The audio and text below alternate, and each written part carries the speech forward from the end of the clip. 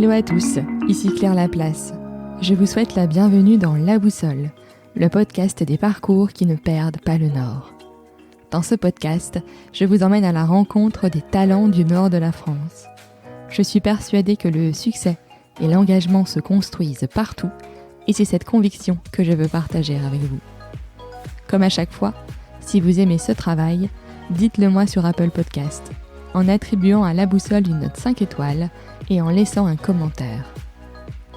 Je suis très heureuse de vous partager la dernière conversation de 2020.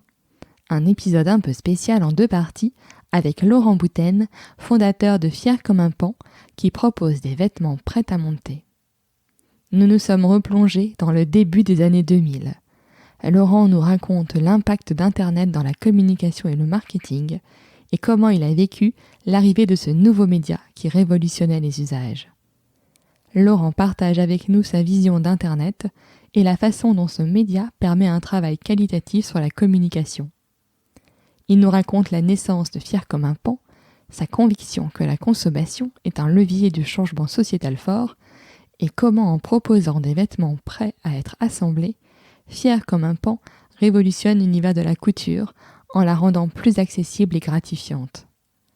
Avec Laurent, nous avons parlé d'alignement, d'être à sa juste place, de retrouver le plaisir de faire soi-même, de l'importance de s'appuyer sur une communauté lorsque l'on se lance et des petits gestes du quotidien qui font toute la différence. Vous retrouverez dans les notes de l'épisode le lien vers Fier comme un Paon, ainsi que toutes les personnes et ouvrages cités pendant notre échange. Je ne vous en dis pas plus et vous souhaite une excellente écoute de notre conversation.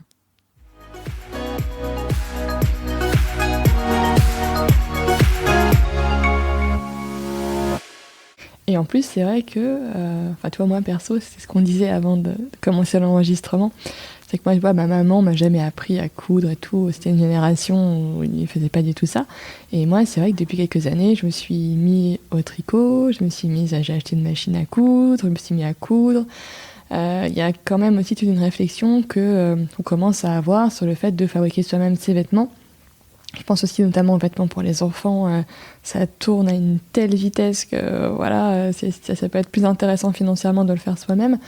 Je pense qu'il y a un vrai mouvement de fond sur le fait de faire les choses soi-même, mais en étant accompagné, parce que c'est vrai que c'est pas...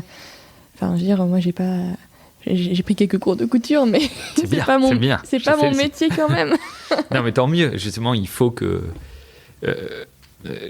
moi c'était je me sens pleinement aligné sur maintenant du coup au travers de ce projet plein de valeurs que ça réconcilie, c'est-à-dire le circuit court, mais au fond de ça en plus je motive les gens en disant essayez, parce que c'est aussi changer de plaisir entre le plaisir d'acheter et le plaisir de faire. Et le vêtement, on va l'acheter, on va le consommer, on a du plaisir à son acte d'achat, mais là, quand vous le faites vous-même, ce moment-là, il est... moi, du coup, je me suis mis à le vivre en le faisant moi-même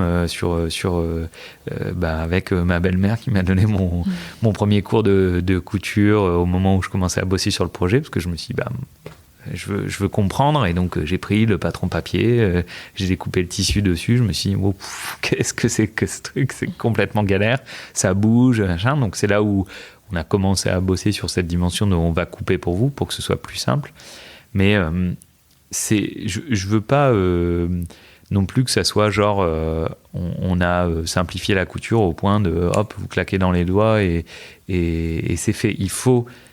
On a envie qu'il y ait un maintien du plaisir et de l'effort et de l'acte de le faire, mais on veut faciliter cet acte.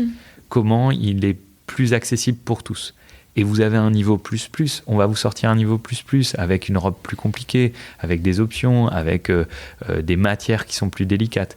Mais vous débutez, franchement, il faut un succès. Dans toutes les pratiques loisirs, moi, c'est ce que je trouvais, et c'est ce que je trouve encore dur dans la couture, c'est que j'ai l'impression qu'il y a un peu cette image où il faut souffrir pour être belle ou pour être beau, et tu vas voir, c'est compliqué, quoi. La couture. Ça va prendre du temps, ça va être dur. Ouais, exactement. Ouais.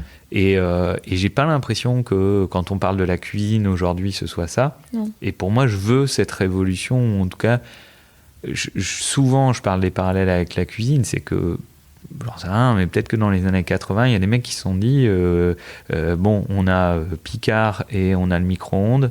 Donc, enfin, on a réglé cette tâche ingrate et inutile que de faire la cuisine, et on va enfin pouvoir se concentrer sur autre chose que de passer son temps en cuisine. Et puis finalement, 30 ans plus tard, on passe nos dimanches à avoir le plaisir de cuisiner, à aller faire des cours de cuisine à l'atelier des chefs, à retrouver pas simplement le truc de ok, j'ai mangé, mais non, je veux du plaisir de faire, sur de choisir ses produits, etc. quoi. Ouais. Et dans les expressions qui sont faites, c'est celui qui fait, il sait, et quand tu vas faire ton vêtement, tu vas comprendre, tu vas respecter le temps qui a été pris, tu vas respecter la difficulté, donc tu vas comprendre aussi que du coup ça peut coûter cher que d'acheter un beau vêtement, parce que tu vas comprendre la matière, parce que dans la cuisine, tu mets pas des conservateurs quand tu fais la cuisine toi-même.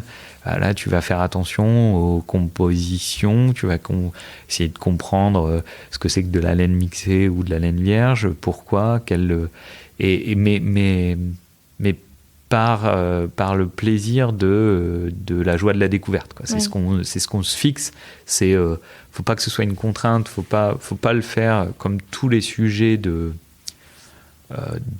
changement de consommation un peu plus écologique. Si c'est fait par contrainte, ça marche pas. Il faut avoir du plaisir dans ce qu'on fait.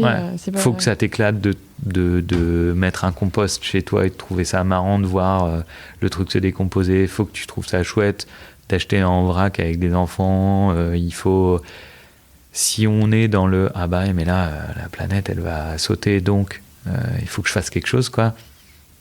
Il semblerait que ça marche pas, en tout cas. Il faut que ça soit un acte qui reste positif, en tout cas. Ouais. Enfin, voilà, on fait les choses et j'en ai une gratification personnelle de l'avoir fait, quoi. Complètement. Je pense, parce que sinon, enfin, en tout cas, c'est pas ce qui te donnera le moteur, et c'est dans les révélateurs qui ont sûrement dû déjà être beaucoup cités par tout le monde, mais c'est bien rappelé, le documentaire Demain, pour ça, moi, est quand même c'est un super matériel pour illustrer cette pensée-là. C'est-à-dire de dire, voilà, en gros, en 10 minutes, on aura clos le débat sur les stats. C'est-à-dire, au bout de 10 minutes, tu peux couper le truc et ouvrir le gaz, parce qu'il te cite les 20 études qui te démontrent que le climato-sceptique, c'est pas possible. Enfin, voilà, Après, tu peux te dire, je m'en fous, je décide de tout brûler et de laisser vivre comme ça, mais voilà, il y a 10 minutes pour faire le constat, et après, il y a 1h30 ou 2 heures sur 50 ou 30 initiatives qui sont toutes plus belles les unes que les autres, où tu as envie de te dire, en fait, j'ai envie de faire ma part. Et donc, toutes les démarches j'ai vraiment changé, je pense, de vision entre... je fais ce même podcast il y a 10 ans. Je pense que... dit la même chose. Non, je t'aurais dit, mais de toute façon, t'es mignon à aller faire ton compost et puis aller à vélo, mais tant que t'as des usines qui continuent à tourner, que donc ça sert à rien, et laisse tomber. Et en fait, moi, j'ai pas envie de cette morosité-là, et la démarche du colibri, elle me va pour moi. Moi, je suis aligné. Que je suis content. Fasse sa part. Ouais, voilà. Un petit peu, mais c'est déjà ça. Au moins, tu te sentiras, je pense, en paix un peu plus avec toi-même, quoi. En tout cas, moi, c'est mon cas. Après, chacun le vit, mais ce côté à dire, de toute façon, il y a pire ailleurs, donc c'est même pas la peine que tu engages le truc. Non, parce que je pense que c'est une démarche collective, quoi, vraiment. Et que oui, il y a des petits gestes qui sont un peu caricaturaux, mais en fait, à toujours se dire, mais c'est pas la peine que je le fasse, parce que de toute façon, déjà, tu multiplies les psychotropes potentiellement, et puis tu fais pas avancer les choses, quoi. Oui, non, puis au final, on peut faire moins, ça peut aussi être faire mieux, et en étant quand même assez optimiste aussi, en se disant, bon, ok, les choses, sa situation sur le climat, par exemple, elle est ce qu'elle est, mais c'est pas une raison pour se résigner et puis dire qu'on peut rien changer, en fait.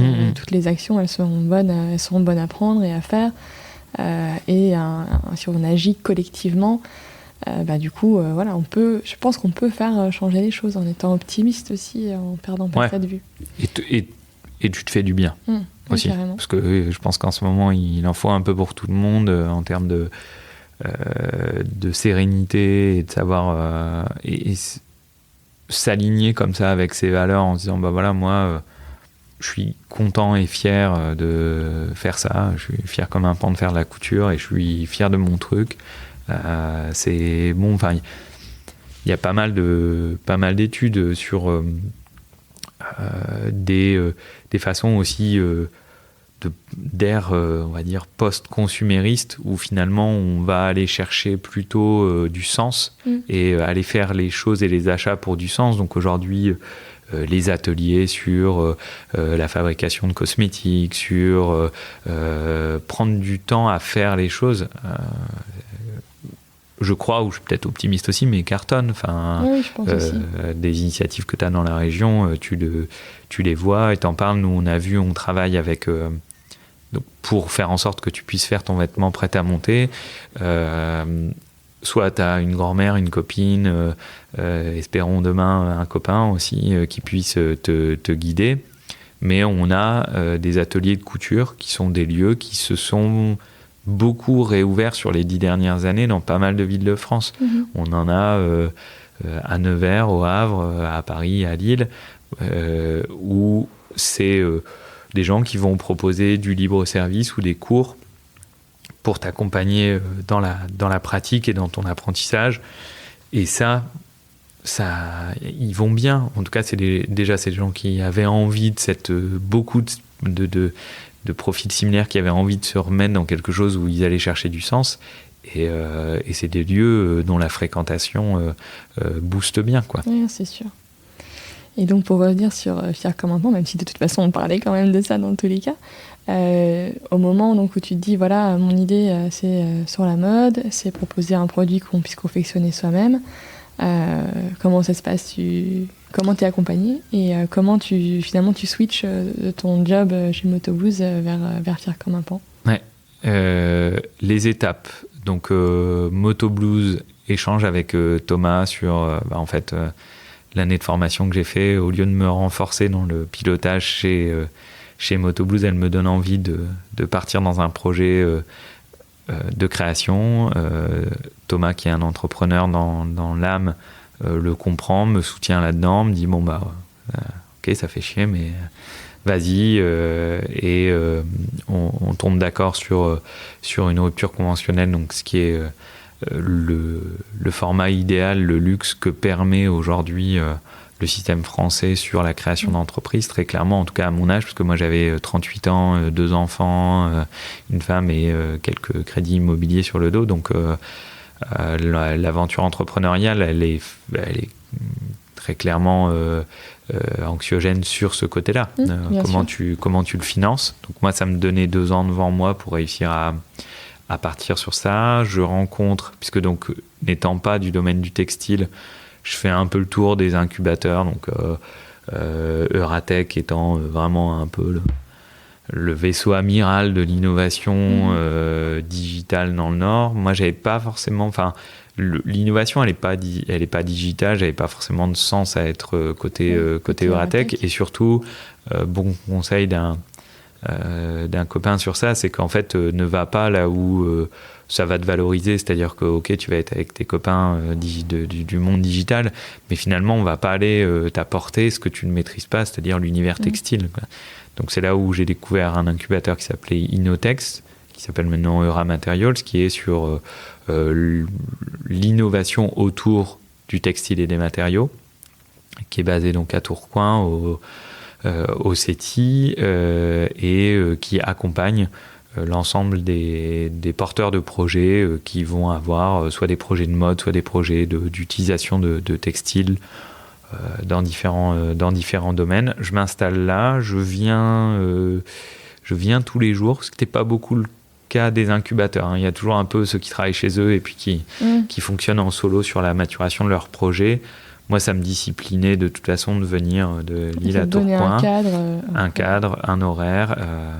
Et donc là, j'ai pendant 8 mois itéré un peu l'idée et le projet, fait un gros travail d'études de marché. Alors là, j'encourage tout le monde à utiliser son réseau pour poser des questions, parce que c'est vrai que moi j'ai fait une grosse enquête sur et vous et la couture, enfin qui s'appelait Je peux pas, j'ai couture, qui avait vocation à essayer de recueillir en fait un peu est-ce que vous en faites, est-ce que vous en faites pas, est-ce que vous en faites pas mais que vous pourriez en faire, et voilà, qui me permettait d'avoir cette partie aussi en dehors du sentiment personnel, de me dire je pense qu'il y a quelque chose à creuser autour du fait que aujourd'hui, si tu fais de la couture, t'achètes un patron papier, donc grande pièce de papier, tu poses du tissu dessus, tu le coupes, et ça c'est la première étape que tu fais. Et moi je trouve que c'est un pas dans le démarrage qui est super dur et super laborieux et super risqué. Il faut de la place, et donc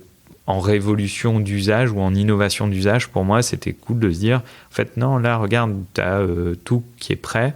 Tu as du marquage sur des petits points sur le tissu, tu as des repères, tu as une carte de montage, on va dire, ça c'est la pièce 1 et ça c'est l'endroit ou l'envers, parce que rien que ça, moi, je découvre les tutos, il est écrit mettre le tissu sur l'endroit.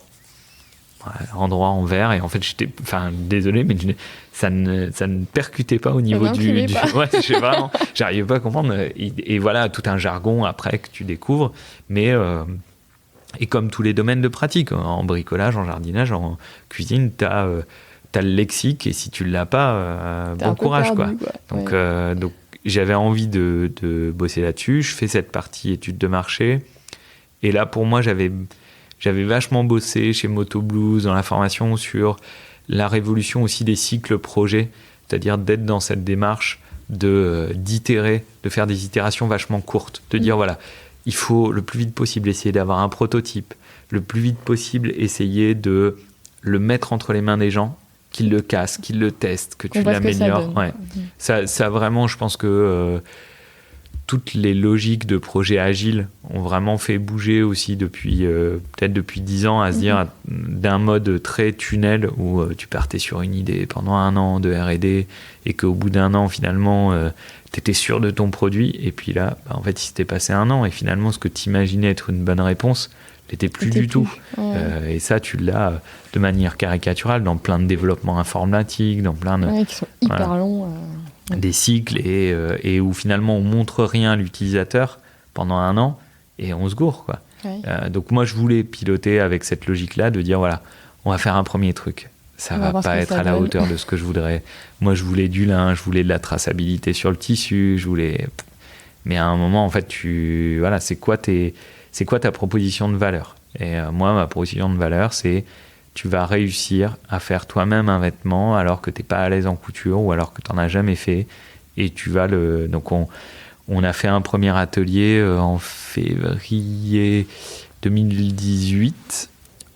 6 mois après avoir quitté Moto Blues, j'ai défini un produit avec une couturière, Anne-Gaëlle, qui m'avait rejoint pour me dire ok, je vais t'aider en indépendante, mais ton projet il me plaît.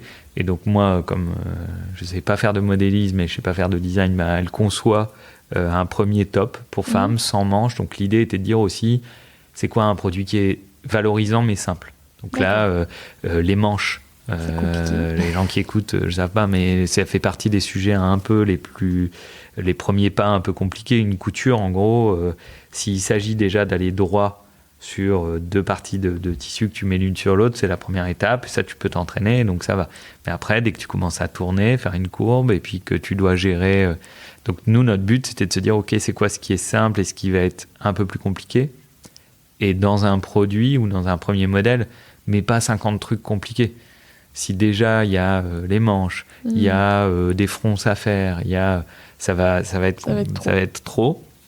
On fait cet atelier au Tech Shop à Lille avec 5 personnes qu'on trouve sur Internet en disant est-ce que vous voulez venir tester.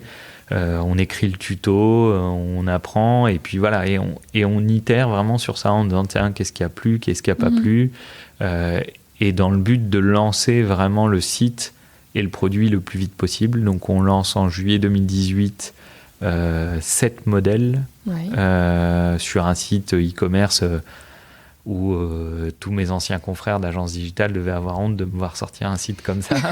mais voilà, les choses ont... Enfin, c'est devenu...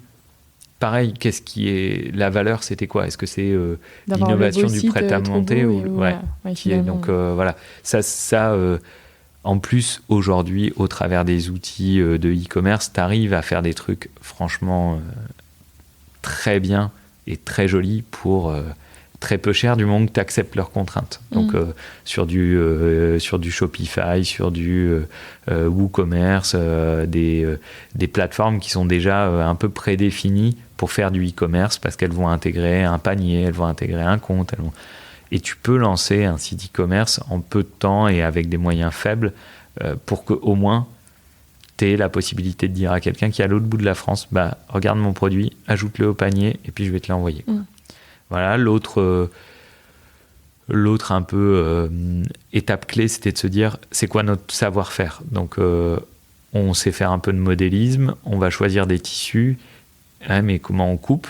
Et parce que le but, c'était pas forcément de couper à la main, nous, à la place des gens, parce que économiquement, on aurait pas très viable. On aurait vite été dans la galère. Et donc là, je trouve, au travers du réseau, pour le coup, textile, une table de coupe, donc qui est un outil industriel avec un cutter et un système donc piloté par ordinateur qui va aller à partir du modèle et du modélisme numérique couper le tissu. Et donc ça, je le trouve chez Etam qui vend cette machine d'occasion dans un de leurs centres de prototypage. Ça, après, c'est toutes les petites histoires attachantes d'entrepreneurs. C'est que je me retrouve le 25 février par 3 degrés dans un entrepôt historique de chez Etam qui est sur le grand boulevard à Wascal, pour ceux qui connaissent, un grand bâtiment blanc qui fait partie de l'histoire du groupe et qui liquidait, et donc ils vidaient ce bâtiment. Et donc tu entres dans un musée un peu avec des trucs partout. Et dans ces cas-là, c'est toujours les parents qui s'y collent. Donc je réquisitionne mon père pour transporter une machine de coupe qui fait 300 kilos, bouger le moteur, louer un camion où je lui dis là on n'a pas de sangle pour fixer, donc en fait tu vas monter à l'arrière du véhicule de location pour tenir.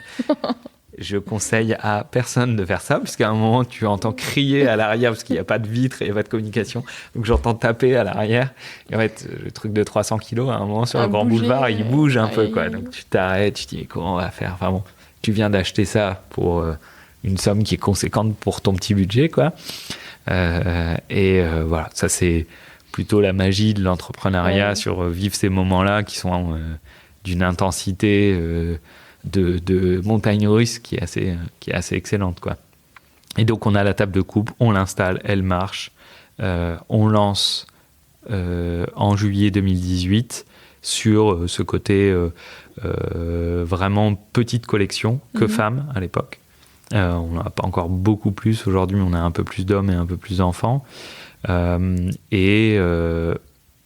marche parce qu'on décide d'une stratégie communautaire où là je reviens un peu sur ce que j'avais appris dans la moto, c'est qu'en fait la magie de la communauté dans des secteurs passionnels, c'est que si elle t'aime bien, elle le dira. Elle va être engagée quoi. Voilà, elle va être engagée, elle va faire ta promotion si tu la respectes, si tu lui livres un truc bien et de manière bienveillante, elle te le rendra. Et donc on contacte une vingtaine de couturières passionnées qui sur les réseaux sociaux et notamment beaucoup sur Instagram publient leurs réalisations. On leur dit on est une jeune marque, on démarre, est-ce que vous acceptez qu'on vous envoie un produit, vous le testez et vous nous dites ce que vous en pensez, c'est une nouvelle façon de coudre et là ça démarre directement avec déjà un satisfecit de leur part, donc ça tu pousses un ouf de soulagement en disant ouais, ça va. J'ai tapé juste au moins sur le fait que ça réponde à quelque chose, quoi. Une souffrance relative d'une couturière qui se dit mon projet il est trop long, il est trop compliqué, je le ferai pas. Voilà, et donc en fait ça a de toute façon toujours guidé notre stratégie de développement pour l'instant, c'est de faire la promotion et le test par des gens qui font aujourd'hui et qui nous disent ok, ça marche, je le présente, je le présente pas. Voilà. Donc, terme d'influenceuse qui a soutenu notre démarrage pour pouvoir vendre sur toute la France rapidement. Ça, c'est la magie d'Internet. C'est que du coup, les 10 premiers clients, ils n'étaient pas... C'était pas de Lille. Ils n'étaient pas tous de Lille, voilà, exactement. Et puis après, campagne de financement participatif qu'on a fait pour le coup avec le soutien de la métropole de Lille. Derrière, on a été un peu sur le terrain aussi dans les salons, qui sont quand même des lieux où moi j'avais un peu cette peur de me dire ouais, mais comme tu prives la couturière d'un plaisir qui est de choisir le tissu, puisque nous tu reçois le kit avec le tissu coupé, alors qu'elle, son plaisir c'est d'aller dans un marché au tissu, de le toucher, voilà. Et en fait ça transforme pour autant parce que tu as déjà pas mal de merceries en ligne qui vendaient. Et sur les salons, en l'occurrence, tu as un salon de la couture qui est à Paris une fois par an qui regroupe pas mal de pratiquantes. On va et du coup, on présente la collection, les tissus. Donc ça leur permet d'avoir une idée plus claire du projet. Ok. Et donc maintenant, c'est quoi ? Enfin, comment déjà je me suis demandé aussi, tu vois, le confinement, le Covid et tout. Qu'est-ce que ça a eu comme impact pour toi ? Est-ce que ça a été plutôt positif ? Est-ce que par exemple tu as eu plus de commandes de gens qui se sont dit bon bah voilà, moi j'ai du temps pour moi, comment je m'occupe et qu'est-ce que je peux faire ?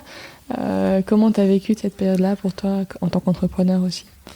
Alors pour moi ça a été une période extraordinaire, parce que extraordinaire est un terme qui ne veut pas dire que c'est extraordinairement positif ou négatif, c'est juste que ça nous a amenés dans des situations non vécues les uns et les autres, hyper riches. On a eu très peur parce qu'on est une micro-boîte et que tu te dis ça peut très vite s'arrêter. On a eu énormément de joie parce qu'en fait on a lancé une démarche de fabrication de masques en collaboratif, c'est-à-dire que moi je me retrouve avec un voisin ici, M Technologies, qui fait du dispositif médical, des pansements, des choses comme ça, et qui a un tissu technique notamment, où il me dit vraiment dans les premiers jours, il me dit mais je pense qu'il faut peut-être faire du masque parce que il va y en avoir. Et puis moi je lui dis franchement laisse tomber, c'est hyper glauque d'essayer de faire du commerce dans ce contexte-là, ça va pas le faire. Et je le sens pas, et parce que lui du coup avait besoin de mon aide sur la partie découpe, quoi, en fait, d'industrialiser le truc. Parallèlement, j'entends à la radio des médecins, parce que aujourd'hui, pour ceux qui écoutent, on est quand même encore dans une tendance du port du masque assez élevée. Oui.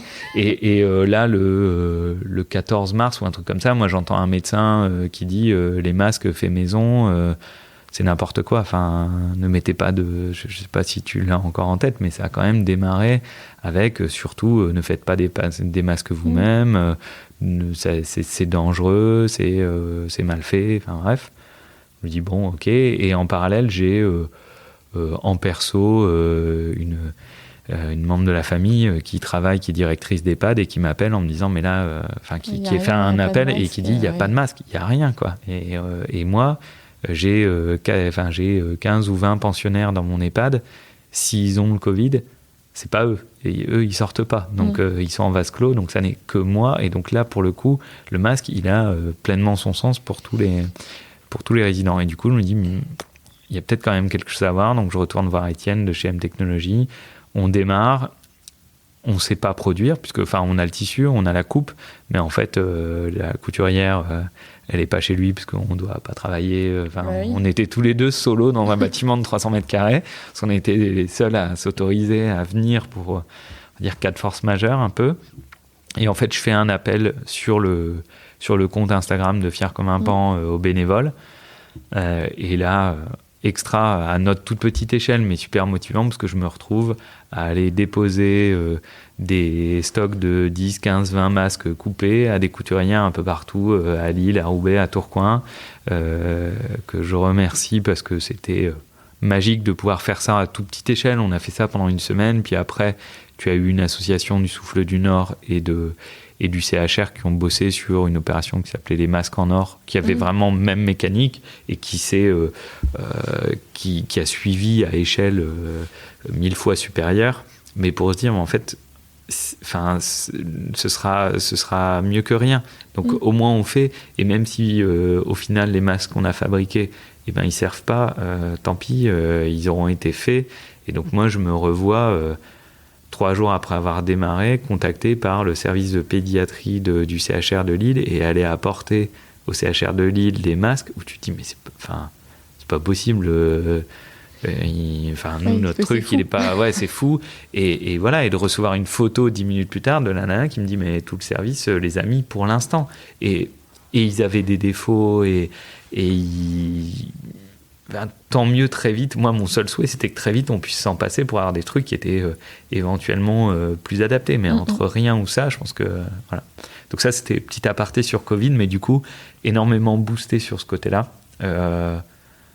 En termes de sens, quoi, tu vois, de me dire, bah là, pour le coup, le circuit court, il parle, le fait soi-même, il parle.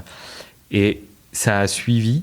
C'est-à-dire que derrière, en fait, les gens étaient chez eux, étaient motivés parce qu'ils faisaient de la couture, mais que faire un masque, je sais pas si t'en as fait, mais c'est pas le plus... Non, j'en ai pas fait. Ouais, mais...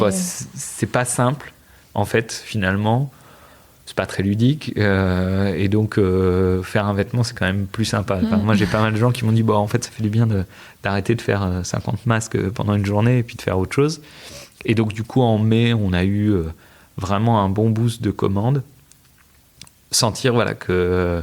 en fait, on ajuste, quoi. On est dans ce qui est en train d'être raconté, quoi. De dire, en fait, si on fait à l'autre bout du monde un certain nombre de choses, on a beaucoup joué à la mondialisation, là. On la prend bien dans la figure et alors le Covid, on pourra débattre d'où il vient, mais en tout cas, la dimension mondiale a bien accéléré sa circulation, probablement. Et que, en fait, ramener à des petites échelles et maîtriser les choses, c'est peut-être pas mal tout compte fait, quoi.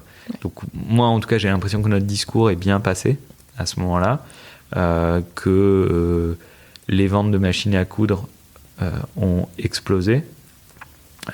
Nous, on avait une machine à coudre qui était prêtée par une marque qui nous avait... pour faire des démos. Oui. Le 15 mai, il a fini par me rappeler en me disant non mais en fait, désolé, mais est-ce que la machine à coudre, je peux la récupérer parce que j'en ai plus et qu'on m'en demande. Donc voilà, donc tous ceux qui travaillent sur les prédictions de vente sur les machines à coudre qui devaient passer les ordres en novembre dernier pour les fabrications parce qu'elles sont faites aussi un peu plus loin. Oui. Il n'avait pas vraiment imaginé ce contexte-là, donc tout le secteur a été vraiment porté. Maintenant, à nous de bosser pour pas qu'il retombe. C'est-à-dire, quand tu as acheté une machine et que tu as essayé, et qu'en l'occurrence, sur le masque, c'est peut-être pas le plus simple, il faut qu'on arrive à aller chercher pour dire non, mais laisse pas tomber, essaye de faire un top, un sweat, et continue. Donc, à l'heure actuelle, le Covid, ou la crise du Covid pour nous a pas mis par terre déjà. Donc ça c'est pas mal au moins. Je peux encore parler pour l'instant du sujet Fier comme un pan et nous a donné une force à continuer une légitimité, tu vois, à se sentir au bon endroit pour ça. Je suis pas sûr que j'aurais été très à l'aise d'être directeur marketing d'une grosse boîte dans cette période-là. Enfin, je comprends. J'en vis pas complètement mes confrères de formation ou autres parce qu'il fallait... Enfin voilà, il faut savoir tenir le discours, quoi. Oui, c'est compliqué. Quand t'es en place, faut le tenir, quoi. Et donc, c'est quoi pour toi les prochaines étapes pour Fier comme un pan ? Comment tu vois un petit peu la suite de l'aventure ? On a on a pas mal de projets. Le premier projet, il est d'aller au bout de notre vision. Notre vision, c'est de dire on est la marque de mode DIY, do it yourself. Et si on dit qu'on est la marque do it yourself, de mode do it yourself, il faut que tu retrouves toute la mode sur la collection. Et c'est loin d'être le cas aujourd'hui. C'est-à-dire qu'on va avoir... concrètement, on a entre 15 et 20 modèles aujourd'hui et qui déclinent une cinquantaine de produits, puisque tu vas avoir des manches courtes, des manches longues, des variations. Mais on n'a pas de pantalon, on n'a pas... pour l'enfant, on a encore peu de choses. Donc là, on est dans une phase où on continue à travailler notre développement de collection pour faire en sorte qu'on tienne cette promesse de... Si tu arrives sur le site, si tu as une envie de faire quelque chose toi-même, tu vas le trouver. Et donc là, du coup, on a deux angles. Soit c'est des produits et des modèles qui rentrent bien dans ce qu'on sait faire nous, c'est-à-dire on cherche à faire rentrer en collection dans les produits qu'on développe nous, des choses simples et intemporelles. C'est-à-dire on a une robe portefeuille, ça fait 70 ans que les femmes portent des robes portefeuilles. La structure, elle est connue. Et ce que tu vas renouveler, c'est des options, c'est des tissus, mais ça vaut le coup de l'avoir en collection parce que c'est une structure de vêtements qui, on pense en tout cas, perdure dans le temps. Et après, donc ça, on les développe nous-mêmes. Et après, sur des choses soit plus techniques ou plus thématiques et ou plus événementielles, on va aller travailler des collaborations. D'accord. Donc là, on a depuis 2 ans des collaborations, soit avec des marques de prêt-à-porter à qui on dit pourquoi vous nous partageriez pas votre création. Donc là on l'a avec une marque de la région qui s'appelle la Gentle Factory. On a un t-shirt qu'on fait avec eux qui va se retrouver sur notre site et sur leur site en prêt-à-monter. Donc en plus eux, ça leur donne aussi un angle de communication innovant et différenciant pour leurs acheteurs, de dire vous savez, vous avez aussi la possibilité de le monter vous-même. Donc collab de marques de prêt-à-porter, Gentle Factory, Eddie Grimm, des collaborations avec des gens qui font déjà du patron papier ou qui sont dans l'univers de la couture et à qui on dit venez nous prêter votre patron et on va proposer l'option prêt-à-monter, donc avec le tissu, donc ce qu'on a avec plusieurs créateurs. Et après des collaborations avec des gens qui sont, et c'est ce qu'on va aussi beaucoup pousser, pas forcément des créateurs textiles, mais qui sont des créateurs. D'accord. Dans leur esprit et à qui on dit nous on sait faire du modélisme et on a une tissu tech assez large.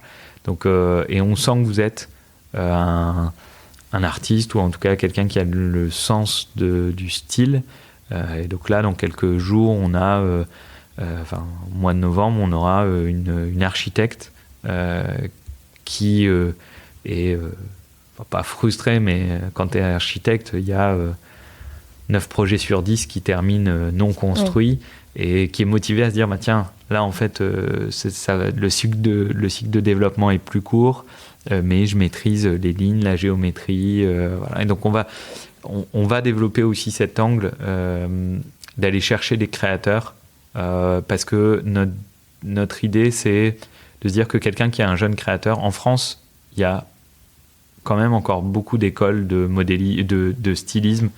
Dans la région, une école comme S-Mode, qui forment des stylistes, mais qui derrière vont se retrouver dans des grandes enseignes de prêt-à-porter sur lesquelles ils n'auront pas forcément la dimension de création qu'ils souhaitaient. Et donc, c'est de leur dire, mais en parallèle, vous pouvez créer votre marque, créer votre style, sans devoir investir de l'achat de tissu, sans devoir investir de la confection, sans devoir investir sur une plateforme de vente, e-commerce.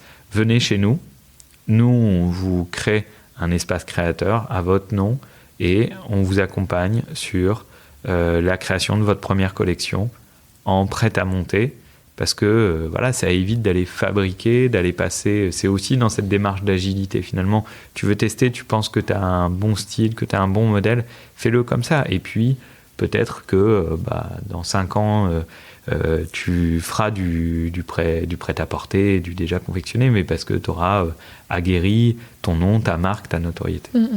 Ok.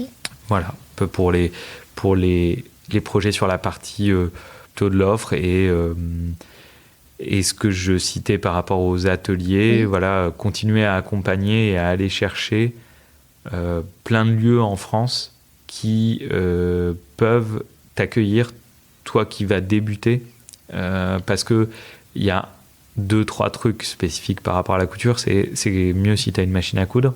Oui, donc ces lieux-là vont te proposer de la machine en libre service, pas la peine d'investir tout de suite, et c'est chouette d'aller passer 1 heure déjà de mise en route pour qu'ils te fassent au moins les fondamentaux de je maîtrise l'outil, et après du coup j'arriverai à maîtriser le modèle et le vêtement.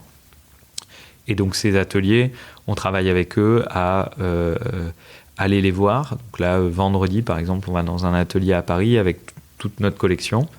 On propose à leurs clients de venir voir la collection, de prendre leurs mesures, de regarder, d'échanger. Et donc on fait un tour de France, alors qu'il a été pas mal par rapport à la Covid. C'était le seul défaut, c'est qu'on l'avait entamé en février dernier à Lille, et on avait jalonné un peu, on allait faire un joli tour de France. Bon, il a été un peu handicapé. Interrompu, mais... Voilà. Mais on repart sur les routes dans les semaines à venir. Donc là, à Paris, on va aller à Lyon, pour aller aussi montrer sur place les modèles. Super, merci beaucoup Laurent. Et je vois que le temps passe, on a déjà discuté 1h30. J'espère que je n'ai pas été trop ennuyeux, mais toujours enthousiasmant de pouvoir non, c'est super intéressant. Partager le parcours et les raisons d'être du projet en profondeur. Oui, tout à fait. Et donc je vais te poser les quelques questions rituelles du podcast. Donc ce podcast s'appelle La Boussole. La boussole indique une direction, le nord en l'occurrence. Est-ce que toi, tu auras envie de passer un message, d'en profiter, de donner une direction à d'autres que toi? Moi, j'ai vraiment hâte que tout le monde se questionne sur son alignement, sur le fait de se dire, c'est un peu l'histoire de la boussole, c'est sa boussole intérieure aussi, comment je me sens aligné. Et j'ai une expression que j'ai essayé de trouver pour définir ce que je cherchais. Moi, j'ai un peu une quête de ma juste place, en fait. Je serais ravi que tout le monde puisse se dire, en fait, je sens que je suis à ma juste place. Et sans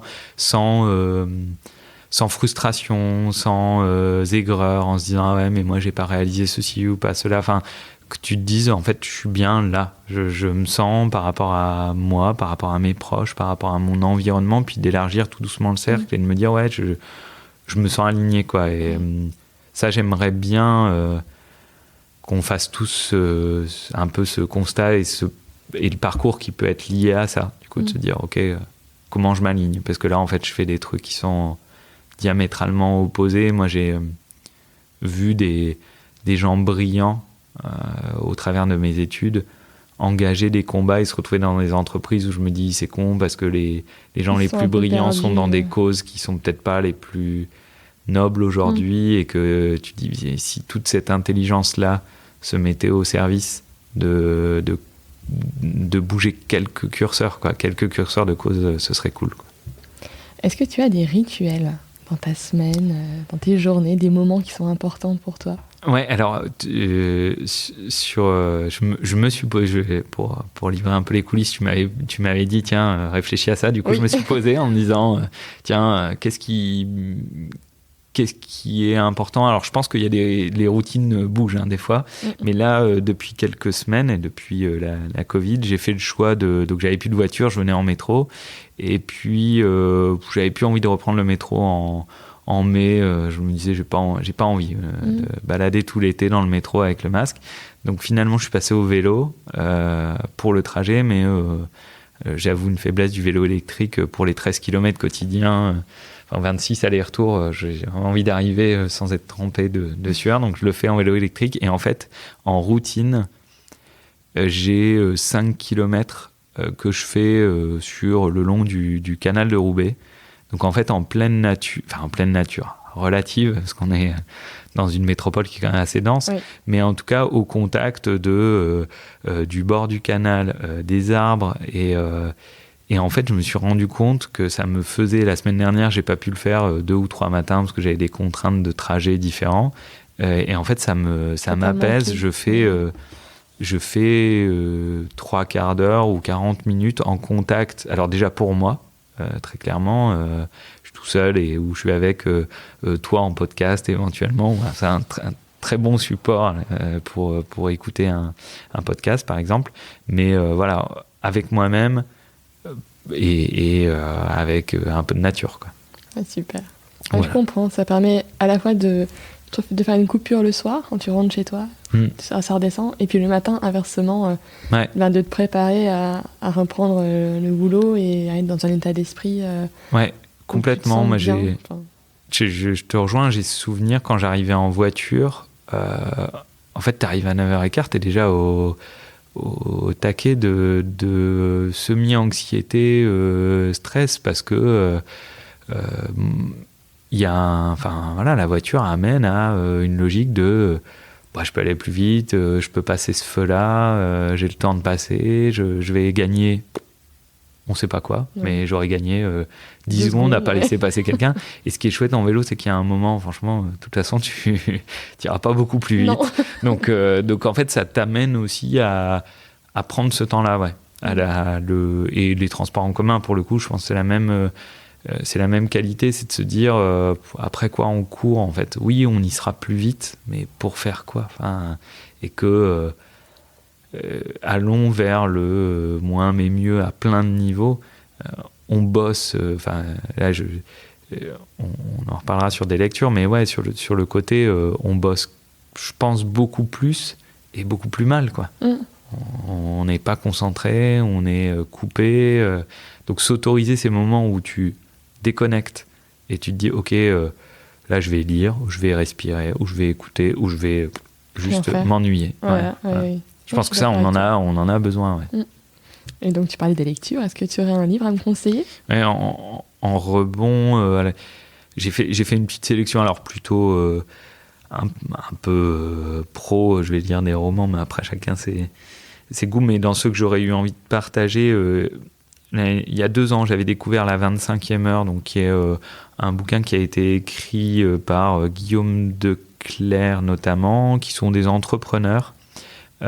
Et qui revient un peu sur ce sujet que je disais de productivité, où en gros le constat de ce bouquin, c'est de dire on n'a jamais passé autant de temps au travail et à aussi mal travailler, parce que on s'est pris en pleine figure la révolution numérique. En gros, on a su gérer la révolution industrielle en divisant par 10 ou 20 les temps et améliorer la productivité. Et il y a des études très claires aujourd'hui aux États-Unis qui disent qu'en fait la productivité au travail entre 90 et 2010 a stagné ou voire régressé. C'est-à-dire qu'en fait les mails, la digitalisation, on est nul, quoi. Progrès, quoi. On est nul, on n'a pas su bien la digérer, bien l'ingérer dans les organisations, et en fait d'un gain de temps on en a fait un pollueur énorme, parce que et donc c'est là où le bouquin est super intéressant et je vous le conseille, c'est qu'il a un côté très opérationnel aussi sur, en gros, savoir faire le constat sur quoi on passe du temps. Est-ce que je sais l'automatiser, est-ce que je sais m'isoler, donc la concentration, je crois qu'il s'indique en gros les temps de concentration d'un cadre aujourd'hui c'est 15 minutes maxi. Au bout de 15 minutes en fait il y a un truc qui est passé et qui t'a sorti de ton sujet, et ça faut le bosser, quoi. Faut essayer. Alors, plein de petits tips, plein de petites techniques, mais je le trouve assez enthousiasmant sur le constat et sur les solutions. Comment je peux faire en sorte de reprendre main sur ma semaine, comment je vais travailler les histoires de listes. J'ai une idée, j'arrête de la mettre dans ma tête, je la mets sur un papier, et comme ça, au moins, déjà, j'ai allégé ma tête. Et un peu cette philosophie aussi de se dire, tout ça c'est pour gagner du temps, mais pourquoi ? Et pour faire quoi ? Il y a un peu ce que je disais sur, peut-être pour t'ennuyer, justement. Et finir à 5 heures pour aller faire quelque chose qui est à toi et qui est du sport. Je pense que les gens qui sont inspirants et bons aujourd'hui ne sont pas forcément des gens qui bossent 20 heures sur 24, je crois. Oui, je suis d'accord avec toi. Je pense. Donc ça, en tout cas... petit bouquin que je trouve vraiment bien. Et après, en philosophie produit par rapport à Fier comme un pan, j'ai lu le bouquin d'Yvon Chouinard sur Patagonia. Donc c'est le fondateur de Patagonia aux États-Unis, qui est probablement la plus belle marque en termes de réflexion sur c'est quoi le textile et son empreinte. C'est pas parfait. Patagonia, c'est hyper cher. Ça peut provoquer plein de débats, mais lui, il est passionnant à lire. C'est un bouquin qui se dévore, soit alors ceux qui veulent en anglais et sinon en français, mais très bien. Et donc Yvon Chouinard, et ça s'appelle Confession d'un entrepreneur. Ok, je retiens, ça m'intéresse celui-là. Ça fait plusieurs fois qu'on m'en parle, donc je pense que je vais finir par le lire. Voilà. Je pourrais te le prêter. Je trouve que vraiment il est humble aussi sur reconnaître ses erreurs. En fait, c'est aussi ça. C'est tirer le constat de en 95 ou 98, je me rends compte que je produis un système qui est catastrophique en termes d'empreinte écologique dans où je fais fabriquer, comment je fais fabriquer, et à partir de là d'entamer toute une conversion qui est canon. Et un dernier bouquin pour ceux qui se questionnent sur comment je fais si je suis responsable RSE aujourd'hui dans une entreprise. Économie, qui est un bouquin d'Emmanuel Druon, donc de Poche Éco, oui. Qui est présenté dans le documentaire Demain. Son bouquin est vraiment bien pour rappeler qu'il est, je crois que la baseline, ça doit être, il serait économiquement stupide de ne pas faire d'écologie. Et il essaye de réconcilier économie et écologie, c'est-à-dire de dire qu'en fait, sur les temps moyens et sur les temps longs, celui qui n'a pas fait le choix de l'écologie dans son économie, probablement il perdra. Et donc, dans la façon dont il a bougé sa boîte, Poche Éco, il illustre très concrètement sur les toits végétalisés, sur tout ce qui coûte cher dans une boîte, mais qui en fait va sur le moyen et le long terme amener une pérennité et une économie en fait. Et il est bien pour se donner des arguments en interne quand je suis responsable RSE pour aller convaincre son DG d'entamer un projet. Je pense que ça peut valoir le coup. Et enfin, est-ce que tu aurais un ou des invités à me conseiller pour le podcast ? Plein. Je te mets des défis ou dans tous les genres. Moi, j'aime bien aussi les acteurs du quotidien dans plein de domaines divers. Donc j'ai Alice Bigorgne qui est la créatrice enfin pas la créatrice, mais celle qui a ouvert Day by Day, qui est une franchise de vrac à Lille, qui a déjà 3 magasins à Lille, 2 à Lille et 1 à Croix, et qui, Alice, de ce que j'en sais, parce que, est issue d'un parcours de la grande distribution vraiment classique, qui était dans la grande distrib et qui s'est dit je veux plus faire ça, je veux le faire autrement, et du coup qui a rencontré le vrac et qui fait du très bon commerce, mais voilà. Donc sur ce côté aussi changement de vie, je pense que je suis très inspiré par les gens qui se disent maintenant je bouge un peu, je m'aligne. Et donc il y a aussi Alice Longuepée qui est notre banquière itinérante à la Nef, donc qui est une banque solidaire, et elle est sur la région Nord, et la rencontre pour toi sera peut-être enrichissante ou intéressante, parce que c'est c'est aussi se questionner sur comment le monde doit changer, et si on ne change pas sa finance, on changera. Ce sera difficile de changer. Oui. Donc elle, j'aimerais bien. Puis après, un petit dernier, je citais Emmanuel Druon de Poche Éco, comme c'est dans la région, ça c'est plus un défi pour toi, mais voilà, si tu es là, je suis sûr qu'il a des choses sur son parcours qui doivent être canon à partager. Super. À toi de relever le défi. Oui, moi j'en ai 3 là, ce qui m'intéresse, donc je vais les contacter. Ça marche. Merci beaucoup Laurent pour ton temps. Merci à toi.